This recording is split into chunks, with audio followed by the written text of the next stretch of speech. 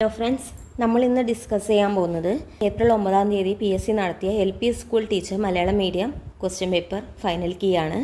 താഴെ പറയുന്നവയിൽ കുര്യാക്കോസ് ഏലിയാസ് ചാവറയുടെ പ്രസിദ്ധീകരണമല്ലാത്തത്. ഓപ്ഷൻസ്: നലാഗമം, അഭിനവ കേരളം, ഇടയനാടകം, ആദിഭാഷ. കുര്യാക്കോസ് ഏലിയാസ് ചാവറയുടെ പ്രസിദ്ധീകരണങ്ങൾ: നലാഗമങ്ങൾ, ഇടയനാടകങ്ങൾ, അഭിനവ കേരളം ബാഗ്ഭടാനന്ദൻ, ആദിഭാഷ ചട്ടമ്പി സ്വാമി. കൊച്ചിയിൽ നടന്ന ഇലക്ട്രിസിറ്റി സമരത്തിന് കാരണക്കാരനായ ദിവാൻ ആർ ഷൺമുഖം ചെട്ടിയാണ്. 1936 തൃശ്ശൂരിലെ വൈദ്യുതി വിതരണം സ്വകാര്യ കമ്പനിയെ ഏൽപ്പിച്ചതിനെ തുടർന്നുണ്ടായ സമരമാണ് കൊച്ചിയിൽ നടന്ന ഇലക്ട്രിസിറ്റി സമരം. ഇതിന് നേതൃത്വം നൽകിയവരാണ് E Kanthavariar, doctor A.R. Menon, C.R.E. യൂണി. ഗംഗാതീരത്തു നിന്നും എല്ലാ നല്ല വസ്തുക്കളും വലിച്ചെടുത്ത് തേംസ് നദിക്കരയിൽ പിഴിഞ്ഞു കളയുന്ന ഒരു സ്പോഞ്ച് പോലെയാണ് നമ്മുടെ വ്യവസ്ഥ പ്രവർത്തിക്കുന്നത്. ബ്രിട്ടീഷ് ഭരണകാലത്ത് ഇങ്ങനെ ഒരു അഭിപ്രായം നടത്തിയത് ആര്? John Sullivan. ഗുദേ ഖിദ്മത്ഗാർ എന്ന സംഘടനയിലൂടെ സ്വാതന്ത്ര്യ സമര ചരിത്രത്തിൽ സുപ്രധാനമേറെ ഇടം നേടിയ വ്യക്തി ഖാൻ അബ്ദുൽ ഗാഫർ ഖാൻ. 2025 ജനുവരിയിൽ ഇന്ത്യയിൽ നിർമ്മിക്കപ്പെട്ട 3 യുദ്ധക്കപ്പലുകൾ ഒരുമിച്ച് കമ്മീഷൻ ചെയ്യപ്പെട്ടു. അവ ഏതൊക്കെ? അത് ഓപ്ഷൻസ് ബി ആണ് answer. INS Nilgiri, INS Surat, INS Vaghsheer. യുദ്ധത്തിൻ്റെയും പ്രണയത്തിൻ്റെയും ദൈവമായി മെസോപ്പൊട്ടേമിയൻ ജനത ആരാധിച്ചിരുന്നത് ആരെയാണ്? Option B Inanna. താഴെ തന്നിരിക്കുന്നവയിൽ തെറ്റായ ജോഡി കണ്ടെത്തുക. ഇവിടെ നമുക്ക് ഓപ്ഷൻ എ രൂപാർ പഞ്ചാബ്, അത് ശരിയാണ്. ഓപ്ഷൻ ബി ആലാംഗീർപൂർ ഉത്തർപ്രദേശ്, ശരിയാണ്. ഓപ്ഷൻ സി രാഖി ഗാർഹി മധ്യപ്രദേശ്, തെറ്റാണ്. രാഖി ഗാർഹി ഹരിയാനയിലുള്ള ഒരു നാഗരിക പ്രദേശമാണ്. ധോളവീര ഗുജറാത്ത്, ശരിയാണ്. US ബഹിരാകാശ ഗവേഷണ ഏജൻസിയായ നാസയും ഇന്ത്യയുടെ ISROയും സഹകരിച്ച് നടത്തുന്ന ബഹിരാകാശ യാത്രയ്ക്ക് തയ്യാറെടുക്കുന്ന ഇന്ത്യൻ വിംഗ് കമാൻഡർ ആരാണ്? ശുഭാൻശു ശുക്ല. താഴെ പറയുന്നവയിൽ ഏറ്റവും പുതുതായി ക്ലാസിക്കൽ പദവിയിലേക്ക് ഉയർത്തപ്പെട്ട ഭാഷ അല്ലാത്തതേത്? പുതുതായിട്ട് 5 ഭാഷകളാണ് ക്ലാസിക്കൽ പദവിയിലേക്ക് ഉയർത്തപ്പെട്ടത്. മറാത്തി, പാലി, പ്രാകൃത്, അസമീസ്, ബംഗാളി. അപ്പോൾ ഇവിടെ മറാത്തി, അസമീസ്, ബംഗാളി ഉയർത്തപ്പെട്ട ഭാഷകളാണ്. ഭോജ്പൂരി ഓപ്ഷൻ തെറ്റാണ്. ഇനി അടുത്ത ഏത് കലവുമായി ബന്ധപ്പെട്ടാണ് കമ്പളത്ത് ഗോവിന്ദൻ നായർ പടപ്പാട് രചന നിർവഹിച്ചത്? മലബാർ കലാപം. പ്രശസ്ത കുണ്ടറ വിളംബരം നടന്ന വർഷം 1809 ജനുവരി 11. ചുവടെ കൊടുത്തയിൽ ചരിത്ര സംഭവം കാലഘടനാക്രമത്തിൽ ആദ്യം എഴുതുക. ഇവിടെ നമുക്ക് ചൗരി ചൗര, ലക്നൗ, അഹമ്മദാബാദ് തുണിമിൽ സമരം, സൂറത്ത് പിളർപ്പാണ് തന്നത്. ശരിയായ ഉത്തരം ഓപ്ഷൻ ബി ആണ്. സൂറത്ത് പിളർപ്പ്, ലക്നൗ കരാറ്, അഹമ്മദാബാദ് മിൽ സമരം, ചൗരി ചൗര സമരം. സൂറത്ത് സ്പ്ലിറ്റ് 1907, ലക്നൗ പാക്റ്റ് 1916, INC മുസ്ലിം ലീഗും തമ്മിലുള്ള ഒരു ഉടമ്പടിയായിരുന്നു. അഹമ്മദാബാദ് തുണിമിൽ സമരം 1918, ചൗരി ചൗര 1922. താഴെ പറയുന്നവയിൽ പശ്ചിമഘട്ട പർവ്വതനിരകളെ സംബന്ധിച്ച് ശരിയല്ലാത്തതേത്?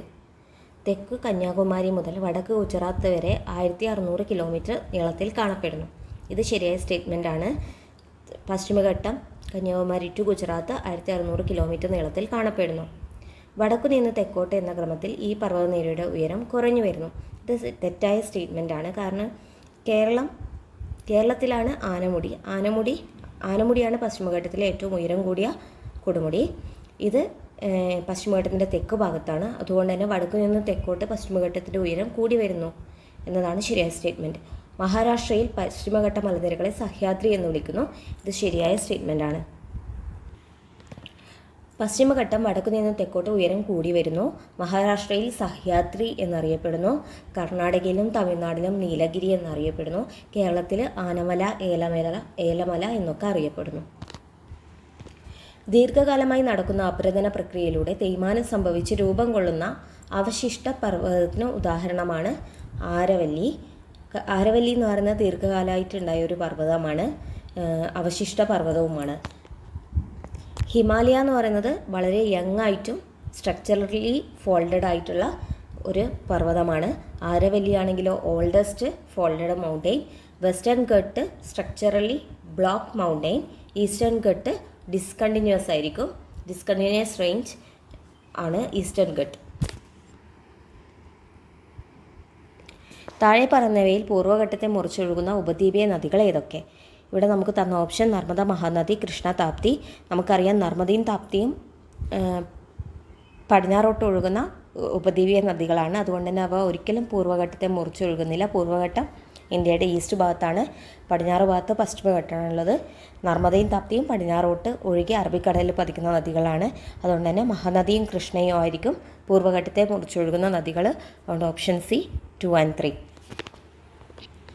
1946 ഡിസംബർ 6 ഭരണഘടനാ നിർമ്മാണ സമിതി രൂപീകരിക്കപ്പെട്ടത് ഏത് കമ്മീഷൻ നിർദ്ദേശപ്രകാരമാണ്? Cabinet mission. 20-ാം നൂറ്റാണ്ടിൻ്റെ തുടക്കത്തിൽ ഇന്ത്യയിൽ ആദ്യമായി സാമൂഹ്യശാസ്ത്ര പഠന വകുപ്പ് ആരംഭിച്ച സർവകലാശാല ബോംബെ സർവകലാശാല. ഇന്ത്യയുടെ 76ാമത് റിപ്പബ്ലിക് ദിനാഘോഷ ചടങ്ങിൽ മുഖ്യാതിഥിയായി പങ്കെടുത്ത രാഷ്ട്രത്തലവൻ. 2025 76ാമത് റിപ്പബ്ലിക് ദിനം. അതിന് പങ്കെടുത്ത രാഷ്ട്രത്തലവൻ പ്രഭാവോ സുബിയാന്തോ, ഇന്തോനേഷ്യ. ഇന്ത്യൻ ബഹിരാകാശ ഗവേഷണ സ്ഥാപനമായ ISROയുടെ രണ്ടാമത്തെ ബഹിരാകാശ തുറമുഖം എവിടെ സ്ഥിതി ചെയ്യുന്നു? കുലശേഖരപട്ടണം, തൂത്തുക്കുടി, തമിഴ്നാട്ടിലാണ് രണ്ടാമത്തെ ബഹിരാകാശ തുറമുഖം സ്ഥിതി ചെയ്യുന്നത്. ഇന്ത്യയുടെ ആദ്യ ബഹിരാകാശ തുറമുഖം ശ്രീഹരിക്കോട്ടയാണ്. ഇന്ത്യയുടെ രണ്ടാമത്തെ ബഹിരാകാശ തുറമുഖം കുലശേഖരപട്ടണം, തൂത്തുക്കുടി, തമിഴ്നാട്. ISROയുടെ first launch pad FLP Sriharikota, second launch pad SLP Kulasekarapattinam, third launch pad TLP Sriharikota. നിലവിൽ 3 ലോഞ്ച് പാഡാണ് ISROനുള്ളത്. താഴെ തന്നിരിക്കുന്ന ഇന്ധനങ്ങളിൽ കലോറിക മൂല്യത്തിൻ്റെ അടിസ്ഥാനത്തിൽ ഏറ്റവും മികച്ച ഇന്ധനമായി കണക്കാക്കുന്നത് ഏതാണ്? ഹൈഡ്രജനാണ് ഉത്തരം.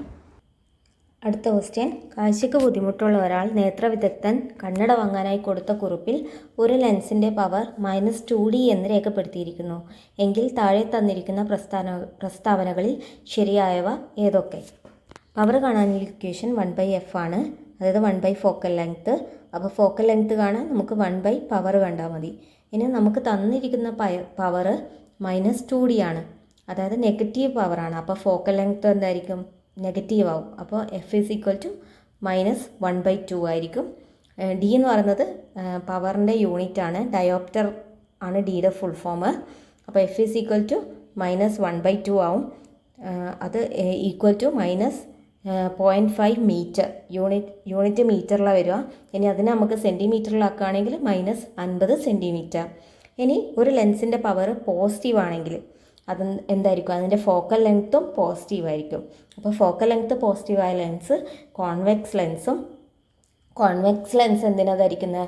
ലോങ് സൈറ്റ് പരിഹരിക്കാനുമായിരിക്കും. ഇനി പവർ നെഗറ്റീവ് ആണെങ്കിൽ ഫോക്കൽ ലെങ്ത്തും നെഗറ്റീവ് ആയിരിക്കും. ഫോക്കൽ ലെങ്ത്ത് നെഗറ്റീവ് ആണെങ്കിൽ അതൊരു കോൺകേവ് ലെൻസ് ആയിരിക്കും. കോൺകേവ് ലെൻസ് നമ്മൾ ഉപയോഗിക്കുന്നത് ഷോർട്ട് സൈറ്റ് പരിഹരിക്കാനാണ്. അപ്പോൾ നമുക്കിവിടെ തന്നിരിക്കുന്ന ഫസ്റ്റ് സ്റ്റേറ്റ്മെൻറ്റ്, അയാൾക്ക് ഒരു കണ്ണിന് ഹ്രസ്വദൃഷ്ടിയുണ്ട്, അതായത് ഷോർട്ട് സൈറ്റ്. അത് ശരിയാണ്, കാരണം അയാളുടെ പവർ നെഗറ്റീവാണ്. അതുകൊണ്ട് തന്നെ അയാളുടെ ഫോക്കൽ ലെങ്ത്ത് നെഗറ്റീവ് ആയിരിക്കും. അയാൾ ഉപയോഗിക്കുന്ന ലെൻസ് കോൺകേവ് ലെൻസ് ആയിരിക്കും. അയാളുടെ കണ്ണിൻ്റെ പ്രശ്നം ഷോർട്ട് സൈറ്റ് ആയിരിക്കും. അപ്പോൾ ന്യൂനത പരിഹരിക്കാൻ, രണ്ടാമത്തെ സ്റ്റേറ്റ്മെൻറ്റ്, ന്യൂനത പരിഹരിക്കാൻ ഒരു കോൺകേവ് ലെൻസാണ് ഉപയോഗിക്കേണ്ടത്. അത് ശരിയാണ്. നെഗറ്റീവ് പവർ ആകുമ്പോൾ നെഗറ്റീവ് ഫോക്കൽ ലെങ്ത്ത് കോൺകേവ് ലെൻസാണ് അയാൾ ഉപയോഗിക്കുക. ഇനി ലെൻസിൻ്റെ ഫോക്കസ് ദൂരം -0.5 സെൻറ്റിമീറ്റർ ആണ്. ഇത് തെറ്റാണ്, കാരണം ലെൻസിൻ്റെ ഫോക്കസ് ദൂരം നമുക്ക് മീറ്ററിലാണ് -0.5 മീറ്റർ കിട്ടുന്നത്. അത് സെൻറ്റിമീറ്ററിലേക്ക് മാറ്റുമ്പോൾ 50 സെൻറ്റിമീറ്റർ കിട്ടുന്നുണ്ട് ഫോക്കൽ ലെങ്ത്ത്. അപ്പോൾ തേർഡ് സ്റ്റേറ്റ്മെൻറ്റ് തെറ്റാണ്. 1ഉം 2ഉം സ്റ്റേറ്റ്മെൻറ്റ് ശരിയാണ്. ഫേസ് കറൻറ്റും ന്യൂട്രൽ കറൻറ്റും തമ്മിലുള്ള വ്യത്യാസത്തിലൂടെ കറണ്ട് ലീക്ക് തിരിച്ചറിഞ്ഞ് സർക്യൂട്ട് വിച്ഛേദിക്കുന്ന സംവിധാനം ഏതാണ്? ആൻസർ ഓപ്ഷൻ ഡി ആണ്, RCCB. വായുവിൽ 50 കിലോഗ്രാം വെയിറ്റ് ഭാരമുള്ള ഒരു വസ്തു മുഴുവനായും ജലത്തിൽ മുങ്ങിയിരിക്കുമ്പോൾ ഭാരം 30 കിലോഗ്രാം വെയിറ്റാണ് എങ്കിൽ താഴെ കൊടുത്ത പ്രസ്താവനയിൽ തെറ്റായത് ഏത്? സ്റ്റേറ്റ്മെൻറ്റ് 1, വസ്തുവിനുണ്ടാകുന്ന ഭാരനഷ്ടം 20 കിലോഗ്രാം വെയിറ്റാണ്. അത് ശരിയാണ്, കാരണം 50 കിലോഗ്രാം ഭാരമുള്ള വസ്തുവാണ് ജലത്തിൽ മുങ്ങുമ്പോൾ 30 കിലോഗ്രാം വെയിറ്റ് ആവുന്നത്. അങ്ങനെയാണ് വസ്തുവിൻ്റെ ഭാരനഷ്ടം 50 - 30 20 കിലോഗ്രാം വെയിറ്റാണ്. അടുത്ത സ്റ്റേറ്റ്മെൻറ്റ്, ആദേശം ചെയ്ത ജലത്തിൻ്റെ ഭാരമാണ് 20 കിലോഗ്രാം വെയിറ്റ്. അതും ശരിയാണ്. ഒരു വസ്തു ജലത്തിൽ മുങ്ങിയിരിക്കുമ്പോൾ ആ വസ്തുവിന് അനുഭവപ്പെടുന്ന ഭാര നഷ്ടം എന്ന് പറയുന്നത് ആ വസ്തു ആദേശം ചെയ്ത ദ്രവത്തിൻ്റെ ഭാരത്തിന് തുല്യമായിരിക്കും. അങ്ങനെയാണെങ്കിൽ ആദേശം ചെയ്ത ജലത്തിൻ്റെ ഭാരം 20 കിലോഗ്രാം വെയിറ്റാണ്. വസ്തുവിന് അനുഭവപ്പെടുന്ന പ്ലവക്ഷമ ബലം 20 കിലോഗ്രാം വെയിറ്റാണ്. അതും ശരിയാണ്. പ്ലവക്ഷമ ബലം എന്ന് വെച്ചാൽ ഒരു വസ്തു ഒരു ദ്രവത്തിൽ മുങ്ങിയിരിക്കുമ്പോൾ ആ ദ്രവം വസ്തുവിന് മുകളിലേക്ക് അപ്ലൈ ചെയ്യുന്ന ഫോഴ്സാണ്. ആ ഫോഴ്സ് എന്ന് പറയുന്നത് ആ ഫോഴ്സാണ് വസ്തുവിൻ്റെ ഭാരനഷ്ടത്തിന് കാരണം. അപ്പോൾ അത് രണ്ടും ഈക്വലാണ്. അങ്ങനെയാണ് പ്ലവക്ഷമ ബലവും 20 കിലോഗ്രാം വെയിറ്റാണ്. ഓപ്ഷൻ ഡി ഇവയൊന്നുമല്ല എന്നുള്ളതാണ് ഉത്തരം. നിശ്ചലാവസ്ഥയിൽ നിന്നും പുറപ്പെടുന്ന ഒരു വസ്തുവിൻ്റെ പ്രവേഗം 4 സെക്കൻഡ് കൊണ്ട് 40 മീറ്റർ പെർ സെക്കൻഡും 8 സെക്കൻഡ് കൊണ്ട് 60 മീറ്റർ പെർ സെക്കൻഡുമായി. ഈ സമയ ഇടവേളയിൽ വസ്തുവിനുണ്ടായ സ്ഥാനാന്തരം എത്ര? ഈ ക്വസ്റ്റ്യന് നമ്മൾ ന്യൂട്ടൻ്റെ സെക്കൻഡ് ഇക്വേഷനാണ് നമ്മൾ അപ്ലൈ ചെയ്യേണ്ടത്. കാരണം സ്ഥാനാന്തരം കാണാനുള്ള S=ut പ്ലസ് ഹാഫ് at² വെച്ചിട്ട് നമുക്ക് ഈ ക്വസ്റ്റ്യൻ സോൾവ് ചെയ്യാൻ പറ്റും. ഇവിടെ നമുക്ക് ഇനീഷ്യൽ വെലോസിറ്റി ആയിട്ട് 40 മീറ്റർ പെർ സെക്കൻഡും ഫൈനൽ വെലോസിറ്റി ആയിട്ട് 60 മീറ്റർ പെർ സെക്കൻഡും എടുക്കാം. അങ്ങനെയാണ് ടൈം ഇൻ്റർവെൽ എന്ന് പറയുന്നത് 4 സെക്കൻഡിൻ്റെയും 8 സെക്കൻഡിൻ്റെയും ഡിഫറൻസ് ആയിട്ടുള്ള 4 സെക്കൻഡ് ആയിരിക്കും. ന്യൂട്ടൻ്റെ സെക്കൻഡ് ചലന നിയമം ഉപയോഗിച്ചിട്ട് H=ut പ്ലസ് ഹാഫ് at² വെച്ചിട്ട് നമുക്ക് സ്ഥാനാന്തരം കാണണം. ഇവിടെ നമുക്ക് എ തന്നിട്ടില്ല. എ കാണാനുള്ള ഇക്വേഷൻ v-u/t ആണ്. ഇവിടെ ഫൈനൽ വെലോസിറ്റി 60 മീറ്റർ പെർ സെക്കൻഡും ഇനീഷ്യൽ വെലോസിറ്റി 40 മീറ്റർ പെർ സെക്കൻഡും. ഇത് രണ്ടിൻ്റെ ഡിഫറൻസ് v-u എന്ന് പറഞ്ഞാൽ 20 ആണ്. ടൈം നമുക്കറിയാം 8 സെക്കൻഡിൻ്റെയും 4 സെക്കൻഡിൻ്റെയും വ്യത്യാസം 4. അപ്പോൾ 20/4 ചെയ്താൽ നമുക്ക് 5 മീറ്റർ പെർ സെക്കൻഡ് സ്ക്വയർ കിട്ടും. അതാണ് ആക്സിലറേഷൻ. ശേഷം നമ്മുടെ equation H=ut plus half at² ഇത് അപ്ലൈ ചെയ്യുമ്പോൾ initial velocity 40 into time interval t 40 into 4 plus half into acceleration 5.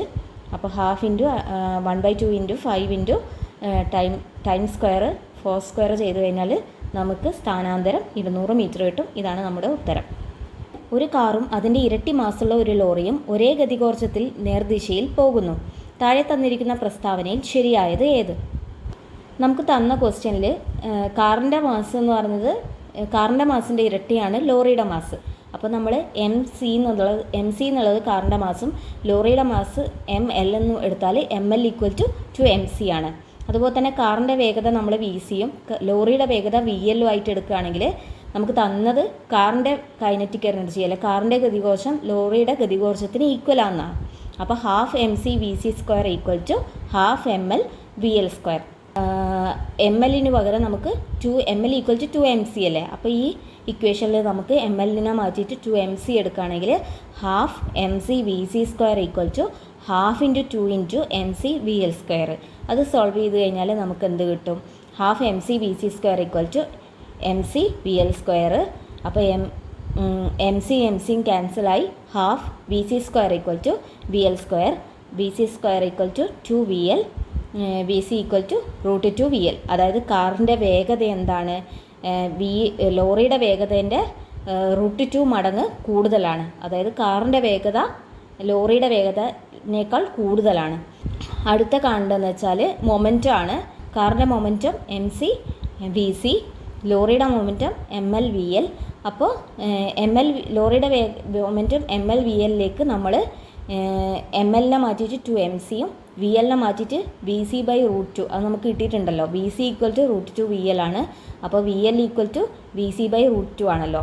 അപ്പോൾ ML/VLലേക്ക് ML = 2mc സബ്സ്റ്റിറ്റ്യൂട്ട് ചെയ്യുക. VL = VC/√2 സബ്സ്റ്റിറ്റ്യൂട്ട് ചെയ്താൽ 2നെ നമുക്ക് √2 × √2 എന്ന് പറഞ്ഞിട്ട് എഴുതാം. അപ്പോൾ √2 × √2 × mc/VC/√2 = √2 mc/VC. അപ്പോൾ ലോറിയുടെ മൊമെൻറ്റം എന്ന് പറയുന്നത് കാറിൻ്റെ മൊമെൻറ്റത്തിൻ്റെ √2 ഇരട്ടിയാണ്. അപ്പോൾ ലോറിക്കാണ് മൊമെൻറ്റം കൂടുതൽ. അപ്പോൾ ഇവിടെ നമ്മുടെ ഫസ്റ്റ് ഓപ്ഷൻ ലോറിക്ക് കാറിൻ്റെക്കാൾ വേഗത കൂടുതലായിരിക്കും. അത് തെറ്റാണ്. കാരണം കാറിനാണ് വേഗത കൂടുതൽ. കാറിനും ലോറിക്കും ഒരേ വേഗതയായിരിക്കും. അതും തെറ്റാണ്. ലോറിക്ക് കാറിനേക്കാൾ മൊമെൻറ്റം കൂടുതലായിരിക്കും. അത് നമ്മുടെ ശരിയാണ്. നമ്മൾ കണ്ടുപിടിച്ചു. ലോറിയുടെ മൊമെൻറ്റം എന്ന് പറയുന്നത് കാറിൻ്റെ മൊമെൻറ്റത്തിനേക്കാൾ √2 ഇരട്ടിയാണ്.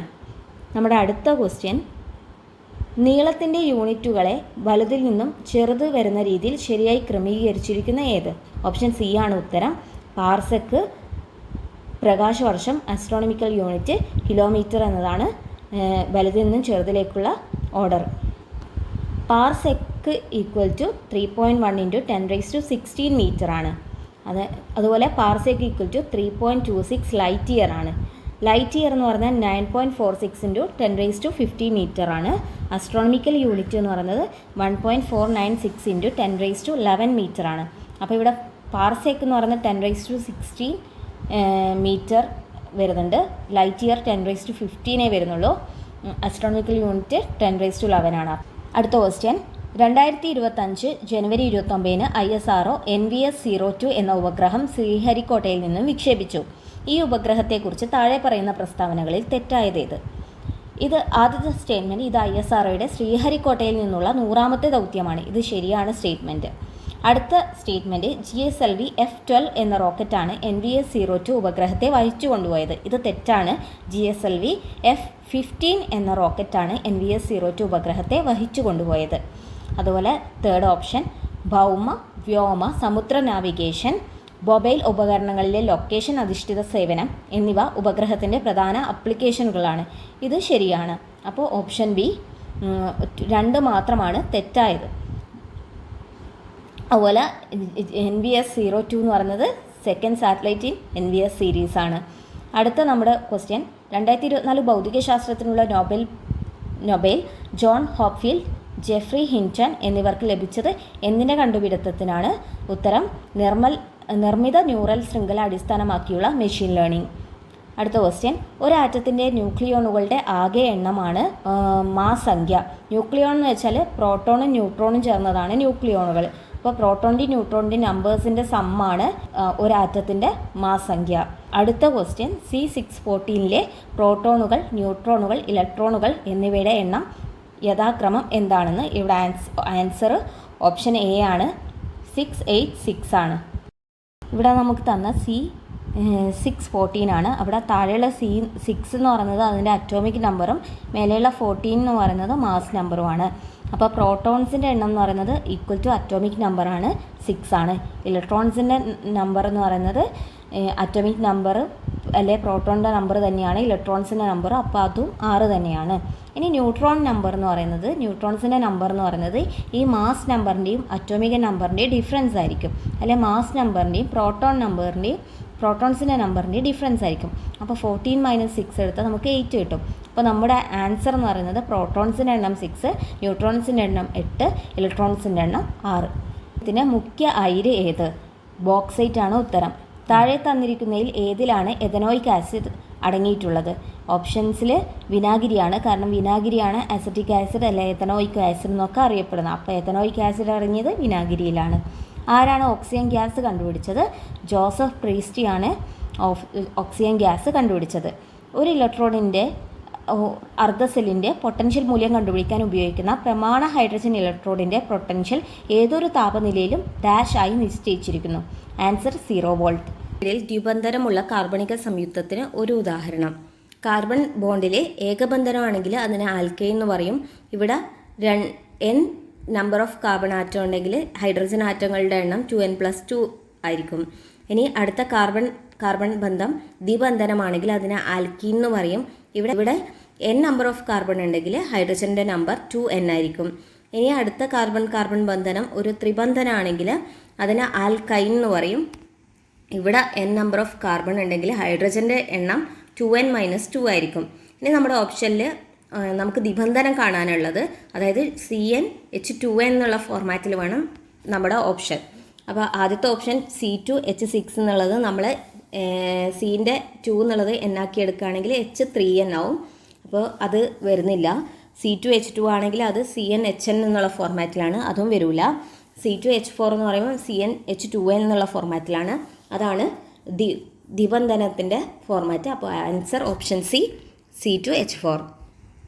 അടുത്ത ക്വസ്റ്റ്യൻ, ഒരു സ്ഥിര താപനിലയിൽ ഒരു വാതകത്തിന് ഒരു ലായകത്തിലുള്ള ലേയത്വം വാതകത്തിൻ്റെ ഭാഗിക മർദ്ദത്തിന് നേർ അനുപാതത്തിലായിരിക്കും എന്ന് പ്രസ്താവിക്കുന്ന നിയമം ഏത്? ഓപ്ഷൻ എ ഹെൻറി നിയമം. റൗൾട്ടിൻ്റെ നിയമം അല്ലെ റൗൾ നിയമം എന്തെന്നാൽ ഒരു ലായനിയിലെ ഓർ മിശ്രിതത്തിലെ ലായകത്തിൻ്റെ ഭാഗിക ബാഷ്പമർദ്ദം ശുദ്ധമായ ലായകത്തിൻ്റെ ബാഷ്പമർദ്ദത്തെ ലായനിയിലെ അതിൻ്റെ മോൾ ഫ്രാക്ഷൻ കൊണ്ട് ഗുണിക്കുമ്പോൾ ലഭിക്കുന്ന സംഖ്യയ്ക്ക് തുല്യമോ സമാനമോ ആയിരിക്കും. അതായത് പി ഓഫ് ലായനി അല്ലെ ലായനിയുടെ മർദ്ദം എന്ന് പറയുന്നത് മോൾ ഫ്രാക്ഷൻ ഓഫ് ലായകം ഇൻറ്റു ശുദ്ധമായ ലായകത്തിൻ്റെ നീരാവി മർദ്ദം. ഇനി ചാൾസ് നിയമമാണ്. അതായത്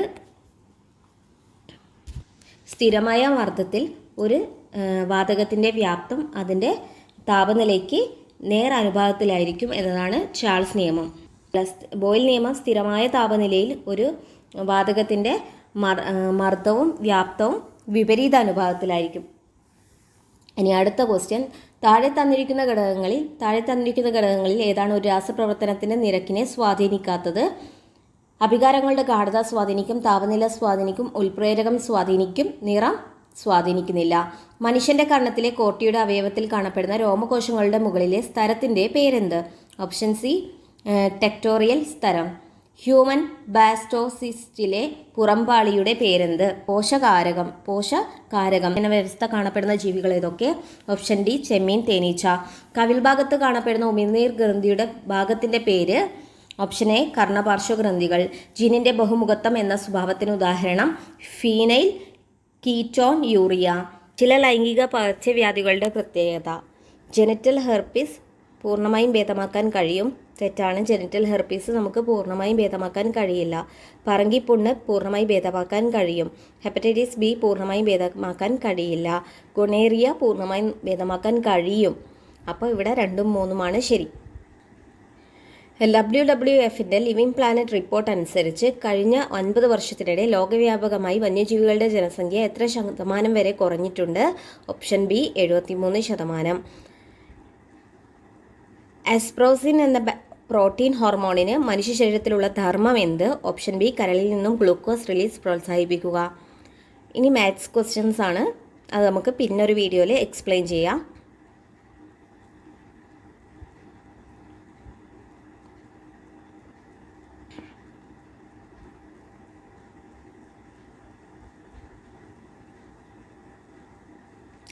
പഠന പ്രവർത്തനങ്ങൾ ഏറ്റെടുക്കുമ്പോൾ ചുവടെ കൊടുത്തിരിക്കുന്ന തെറ്റുകൾ വരുത്തുന്നതിന് കാരണം എന്ത്? തെറ്റിച്ചു വായിക്കുക, വാക്യങ്ങളിലെ അക്ഷരം മാത്രം വായിക്കുക, കണ്ണാടിയിൽ കാണുന്നത് പോലെ എഴുതുക, എമ്മും ഡബ്ല്യുവും തമ്മിലും ഡബ്ല്യുവും എമ്മും തമ്മിൽ എഴുതുമ്പോൾ തിരിഞ്ഞു പോവുക. ഓപ്ഷൻ ബി ഡിസ്ഗ്രാഫിയയും ഡിസ്ലെക്സിയയും. താഴെ പറയുന്ന ഏതെല്ലാമാണ് ഓട്ടിസം ബാധിച്ച കുട്ടികളുടെ പൊതു സവിശേഷതകൾ? ആൻസർ ഓപ്ഷൻ ഡി ആണ് 2, 3, 4. കളിപ്പാട്ടങ്ങളും മറ്റു വസ്തുക്കളും നിരനിരയായി വയ്ക്കുക, അശ്ലേഷണം, ലാളന തുടങ്ങിയ ശാരീരിക സ്പർശങ്ങൾ ഇഷ്ടപ്പെടാതിരിക്കുക, കൈകളും ശരീരഭാഗവും പ്രത്യേക രീതിയിൽ ചലിപ്പിക്കുക. ആമോദിന് 7ാം ക്ലാസ്സിലെ സാമൂഹ്യശാസ്ത്ര പഠനവുമായി ബന്ധപ്പെട്ട് മാപ്പ് തയ്യാറാക്കുന്നതിനും മോഡലുകൾ നിർമ്മിക്കുന്നതിനും അതിസാമർഥ്യമാണ്. ഏതു ബുദ്ധിയിലാണ് അവൻ മികവ് പുലർത്തുന്നത്? ദൃശ്യസ്ഥലപരമായ ബുദ്ധി. താഴെ പറയുന്നവയിൽ ഗിൽഫോർഡ് മുന്നോട്ട് വെച്ച ബുദ്ധിയുമായി ബന്ധപ്പെട്ട സിദ്ധാന്തം ഏത്? ഓപ്ഷൻ എ ത്രിമുഖ സിദ്ധാന്തം. താഴെ പറയുന്നവയിൽ ശരിയായ പട്ടിക ഏത്? ആൻസർ ഓപ്ഷൻ സി ആണ്. ശാരീരിക ചലന വികാസം ഹാർലോക്ക്, വികസന പ്രവൃത്തി ഹാവിഗസ്റ്റ്, മാനവ വികസന തത്വശാസ്ത്രജ്ഞൻ ആർണോൾഡ് ഗസേൽ, വിഭജിത ബോധന തത്വം ഏണസ്റ്റാർ ഹിൽഗാർഡ്. താഴെ പറയുന്ന ടെസ്റ്റുകൾ എന്ത് കണ്ടെത്തുന്നതിനാണ്? Minnesota mechanical comprehension test, Minnesota mechanical assembly test, O'Connor finger dexterity, Cox Orleans prognostic test. അഭിക്ഷമത. അടുത്ത ക്വസ്റ്റ്യൻ, അഭിപ്രേരണയെ നിർണ്ണയിക്കുന്നത് പരാജയഭീതി, മത്സരം, അഭിരുചി ഇവയൊക്കെ നിർണ്ണയിക്കുന്നുണ്ട്. അതുകൊണ്ട് ഓപ്ഷൻ ഡി മുകളിൽ പറഞ്ഞവയെല്ലാം. പെൺകുട്ടികളുടെ വിദ്യാഭ്യാസം ഭാവിയിലുള്ള സാമ്പത്തിക സുരക്ഷയും ഉറപ്പാക്കുന്ന സർക്കാർ പദ്ധതി? Option B Sukanya Samriddhi Yojana. താഴെ പറയുന്ന പാരമ്പര്യ നിയമങ്ങൾ ആവിഷ്കരിച്ച ശാസ്ത്രജ്ഞൻ ആര്? സമാനമായത് സമാനമായവരെ ജനിപ്പിക്കുന്നു എന്ന ആശയം. വിചലന നിയമം, പ്രത്യാവർത്തന നിയമം. Option D mental. താഴെ കൊടുത്തിരിക്കുന്നതിൽ ക്രഷ്മറുടെ വ്യക്തിത്വത്തിൻ്റെ വർഗീകരണത്തിൽ ഉൾപ്പെടാത്തവ ഏതെല്ലാം? ഓപ്ഷൻ സി ആണ് ഉൾപ്പെടാത്തത് 1ഉം 3ഉം. അപ്പോൾ ഉൾപ്പെടുന്നവ എക്ടോമോർഫിക്കും എൻഡോമോർഫിക്കും. താഴെ കൊടുത്ത പ്രസ്താവനയിൽ സഹവർത്തിത പഠനവുമായി ബന്ധപ്പെട്ടവ ഏതെല്ലാം? Option A 2, 3 and 5. ഒരു സംഘം പഠിതാക്കൾ ഒരുമിച്ച് ഒരു ലക്ഷ്യത്തിനായി പ്രവർത്തിക്കുന്നു. പഠന ലക്ഷ്യവും ചുമതലയും അധ്യാപകർ നിശ്ചയിക്കും. അധ്യാപകർ ഒരു സഹായി എന്ന നിലയിൽ മാത്രം പ്രവർത്തിക്കുന്നു. കുട്ടികൾ പാവക്കുട്ടികൾക്ക് ആഹാരം നൽകുന്നത് കണ്ടിട്ടില്ലേ? പിയാഷെയുടെ അഭിപ്രായത്തിൽ ഏത് വികാസഘട്ടത്തിൻ്റെ സവിശേഷതയാണ് സചേതന ചിന്ത? ഓപ്ഷൻ ബി പ്രാഗ് മനോവ്യാപാര ഘട്ടം. 70 സ്ത്രീ സംരക്ഷണ നിയമങ്ങൾ. ആൻസർ ഓപ്ഷൻ സി ആണ് 1, 3 and 4. Article 15(3), article 14, article 39(e), 39(f). ഗാന്ധിജിയുടെ സത്യസന്ധത ആൾപോർട്ടിൻ്റെ ട്രേഡ് തിയറിയിൽ ഏത് സവിശേഷതകളിൽ ഉൾപ്പെടുന്നു? മുഖ്യ സവിശേഷതകൾ. വികലാംഗ ആക്ട് നടപ്പാക്കുന്നതിനുള്ള കേന്ദ്ര കോർഡിനേഷൻ കമ്മിറ്റി അധ്യക്ഷനാര്? കേന്ദ്ര സാമൂഹിക ക്ഷേമ വകുപ്പ് ചുമതലയുള്ള മന്ത്രി. താഴെ കൊടുത്തിരിക്കുന്നതിൽ ഏതെല്ലാം സ്ഥാപനങ്ങളാണ് 1986 ദേശീയ വിദ്യാഭ്യാസ നിയമത്തിൻ്റെ ഭാഗമായി നിലവിൽ വന്നത്? ഓപ്ഷൻ ഡി ആണ് 3 and 4. നവോദയ വിദ്യാലയവും ജില്ലാ വിദ്യാഭ്യാസ പരിശീലന സ്ഥാപനങ്ങളും. ലേണിംഗ് വിത്തൗട്ട് ബേർഡൻ എന്നറിയപ്പെടുന്നത്? Option D Yashpal commission report. 1948 April 7 നിലവിൽ വന്ന ഏജൻസി WHO. കേരള പാഠ്യ പദ്ധതി സമീപന രേഖയിൽ ഉൾപ്പെടാത്തവ ഏത്? 79 ഓപ്ഷൻ ഡി ആണ് 2, 4 and 6. ശിശു കേന്ദ്രീകൃതം, ചാക്രികം, പ്രക്രിയാധിഷ്ഠിതം. താഴെ പറഞ്ഞതിൽ ഒരേ വിചാരധാരയിൽ പെടുന്ന ശാസ്ത്രജ്ഞർ ആരെല്ലാം? ഓപ്ഷൻ എ ബ്രൂണർ, വൈഗോഡ്സ്കി, പിയാഷെ. Which of the following sentence currently uses an article? അതിൽ option D they started at a hotel near the sea. Identify the correct sentence with proper subject verb concord. Option B ആണ് ശരി ഉത്തരം. Neither he nor his wife was there. Neither nor വരുമ്പോൾ second subject നോക്കണം. ഇവിടെ his wife singular ആണ്, അതുകൊണ്ട് was ഉപയോഗിച്ചു. ഇനി option A my cousin and friend have gone. ഇവിടെ മൈ കസിൻ ആൻഡ് ഫ്രണ്ട് എന്ന് പറയുന്നത് ഒറ്റ ആളാണ്. രണ്ടാളാണെങ്കിൽ my cousin and my friend എന്ന് വേണം. My cousin and my friend have gone ശരിയാണ്. My cousin and friend has gone ആണ് വേണ്ടത്. Either Babu or his brothers is to blame. ഇവിടെ ഹിസ് ബ്രദേഴ്സ് ആണ് സെക്കൻഡ് സബ്ജക്റ്റ്. അതാണ് നമ്മൾ ഏതർ ഓറിൻ്റെ കേസിൽ നോക്കേണ്ടത്. ഹിസ് ബ്രദേഴ്സ് പ്ലൂറലാണ്, അതുകൊണ്ട് ഈസ് തെറ്റാണ്. 1 of my friends are going to Bangalore this evening. 1 of കഴിഞ്ഞാൽ പ്ലൂറൽ നൗണും സിംഗുലർ വേർബും ആണ്. ഇവിടെ മൈ ഫ്രണ്ട്സ് പ്ലൂറൽ നൗൺ ഉണ്ട്, എന്നാൽ വേർബ് സിംഗുലർ അല്ല, പ്ലൂറലാണ് കൊടുത്ത്. അതാണ് ഇവിടുത്തെ തെറ്റ്. Choose the correct preposition to complete the sentence. I am fond dash music. Fond കഴിഞ്ഞാൽ ഓഫ് ആണ് വരേണ്ടത്, fond of. Which of the following is a phrasal verb? Look into ഒരു ഫ്രേസൽ വേർബാണ്. Rewrite the sentence using the correct form of gerund. To see is to believe. അത് gerund ഉപയോഗിക്കുകയാണെങ്കിൽ seeing is believing. Which of the following is an example of determiner? ഡിറ്റർമിനറിന് example several. In which of the following sentence is an auxiliary verb currently used? Action option C ആണ് ഉത്തരം. They have finished their duty. What are the fundamental abilities required for FT language learning? Option C acquiring listening, speaking, reading and writing skill. A great literary or artistic work is known as magnus opus, great work. The key objective to build a strong foundation is communication skills in lower primary classes include? Option A 2 and 3. Develop writing and speaking skills, improve listening and understanding. സഹരക്ഷാകർത്തൃം mentoring ലക്ഷ്യമാക്കുന്നത് എന്ത്? Option C വിദ്യാർത്ഥികളുടെ പഠന പുരോഗതിയും വ്യക്തിവികാസവും ഉറപ്പുവരുത്തുക. പുതുമലയാളമതൻ മഹേശ്വരൻ എന്ന എഴുത്തച്ഛനെ വിശേഷിപ്പിച്ചത് വള്ളത്തോൾ. രാഷ്ട്രീയ ആക്ഷേപഹാസ്യ നോവൽ എന്ന് വിശേഷിപ്പിക്കാവുന്ന കൃതി ധർമ്മപുരാണം. അധ്യാപക കഥകൾ രചിച്ചത് അക്ബർ കക്കട്ടിൽ. 2 പദങ്ങൾക്കും തുല്യ പ്രാധാന്യമുള്ള സമാസം ദ്വന്ദ്വ സമാസം. പഠന പ്രവർത്തനങ്ങളുടെ ഭാഗമായി വാർഷികാസൂത്രണം, യൂണിറ്റ് ആസൂത്രണം, ദിനാസൂത്രണം ഇവ തയ്യാറാക്കേണ്ടത് ആര്? ഓപ്ഷൻ ഡി അധ്യാപകർ.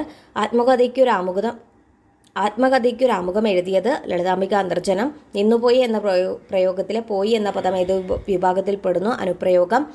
സർവഭാഷ വ്യാകരണം എന്ന ആശയം അവതരിപ്പിച്ചത്? Option C Noam Chomsky. സമ്പത്ത് പ്ലസ് രംഗം എഴുതുമ്പോൾ ശരിയായ രൂപം? ഓപ്ഷൻ എ സമ്പദ് രംഗം.